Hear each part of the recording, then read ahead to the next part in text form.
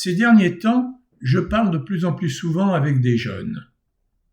Et une phrase me revient souvent, voire même presque toujours en guise de réponse, dans leur grief. Je pense partir. Partir travailler ailleurs. Partir tenter sa chance loin d'ici. Parfois même partir définitivement. Il y a quelques jours, mon propre fils me l'a dit, très calmement, sans colère, comme une évidence. Il m'a regardé et m'a posé une question simple. À quoi bon se fatiguer si on a le sentiment profond que nos efforts ne seront jamais vraiment récompensés dans ce qu'il reste de ce pays? Et pourquoi crois-tu que les plus diplômés, les plus spécialisés, soient les plus pressés de s'exiler? Un grand silence s'est installé. Puis, ma réponse. Je ne critique pas, je m'interroge.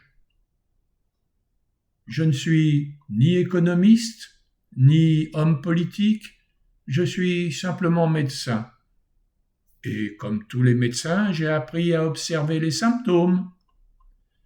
Lorsqu'une partie de la jeunesse d'un pays envisage de construire sa vie ailleurs, ce n'est pas un détail. C'est un symptôme grave, profond.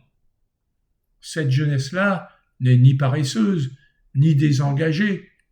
En tout cas, certainement pas plus que les précédentes. Elle est souvent brillante, formée, enthousiaste, courageuse. Mais elle doute. Elle doute que ses efforts personnels suffisent. Elle doute que l'avenir lui appartienne vraiment ici. Car par exemple, elle doute de l'enseignement, de l'industrie qui a été sacrifiée, de l'énergie qui a été démolie, de l'ambiance de jalousie assez malsaine en ce moment, de la technocratie obèse et incompétente, des investissements vers l'avenir sans cesse reportés. Je ne juge toujours pas. J'essaie de comprendre, car une nation ne tient debout que si sa jeunesse souhaite bâtir en son sein. Par contre, lorsqu'elle rêve de partir, il faut savoir regarder la réalité avec lucidité. Je demeure pourtant convaincu d'une chose. Notre pays possède encore des ressources immenses, tant intellectuelles qu'humaines ou historiques.